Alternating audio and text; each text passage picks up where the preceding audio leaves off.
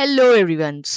A very warm welcome to our channel. In our today's video, we are going to discuss the mind maps of electrostats as well as current electricity. So, in electrostats, you already know there are two chapters. First being electric charges and field, and second being the electrostatic potential and capacitance. So, we'll start by revising electrostats with the help of this mind map. As you know, the two main things in the first chapter, that is electric charges and field, are first being the Coulomb's law and second is the Gauss law. So Coulomb's law, it is mentioned over here as well. So Coulomb's law basically tells you the force, as you can see over here, the force between two charged particles. The formula is k q1 q2 by r square. You just need to, even if you remember just the formula, just the magnitude formula, even that would work. You should remember all the values of all the constants. That is the value of k and the value of epsilon naught. Then we had the principle of superposition, which says that the net force on any charged particle is the vector sum of all the individual forces acting on that charge, right? So these were the two main things. And then the next most important thing is Gauss law. And Gauss law is basically based on the electric flux. So electric flux was basically the dot product of electric field along with the area vector. And Gauss law states that Gauss theorem said that the integral multiple of electric field with the area vector, that is the net flux through any charged surface, will always be equal to the charge enclosed by that surface divided by epsilon naught. So Gauss law basically stated that the charge enclosed, the total flux through any surface, passing through any closed surface, will be 1 by epsilon naught times the charge enclosed by that surface. Then there were four applications of Gauss law. First, for a plane sheet, electric field due to a plane sheet. Second, the electric field due to a line charge. Third, the electric field due to a, as you can see, the electric field due to a charged sphere. In case of spheres, there were two formulas, two things you can see over here in this box. For linear charge distribution, for plane sheet, sigma by 2 epsilon naught.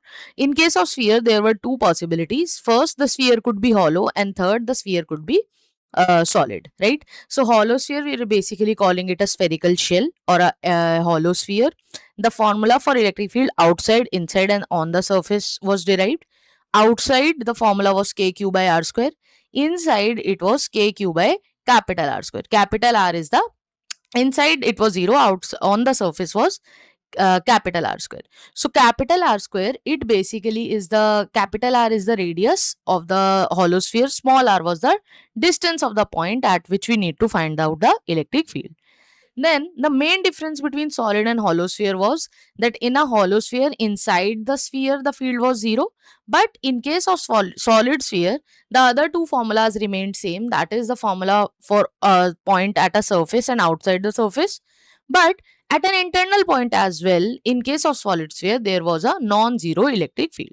These were the only main difference between hollow and solid sphere.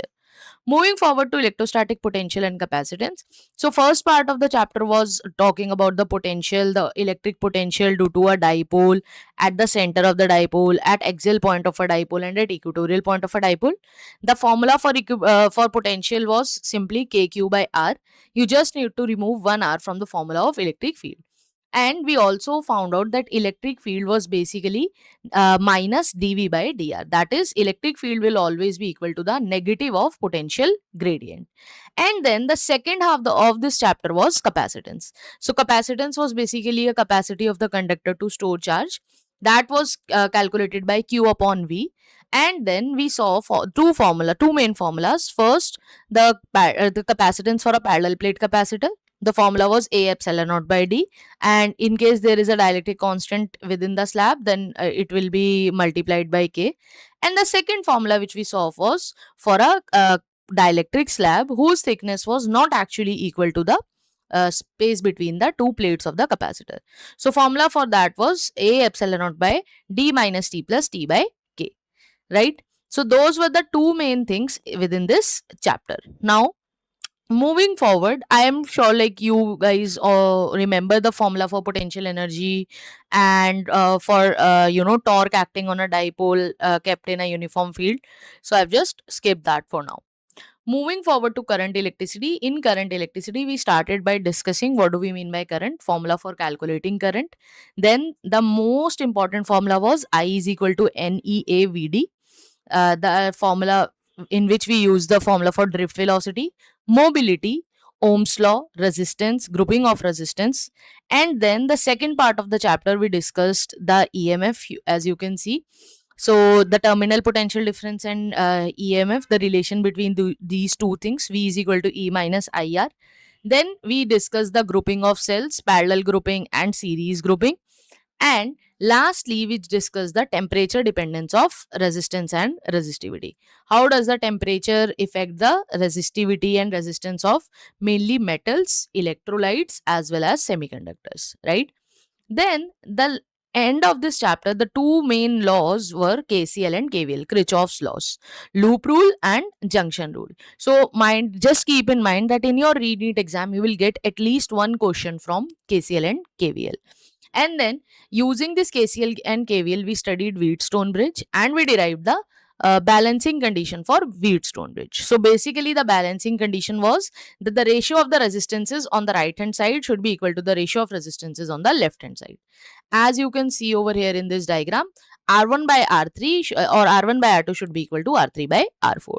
So this was the balance condition, and based on this balanced Wheatstone bridge, we studied a device called meter bridge. Meter bridge was basically used to calculate the value of unknown resistance using the balance point. Then the last device was potentiometer. Potentiometer, it was basically used to calculate the EMF of the cell and calculate the internal resistance of the cell. So this is all about our three chapters, that is electrostats and current electricity. Hope you found today's video helpful. Thank you so much for watching the video. See you in the next video.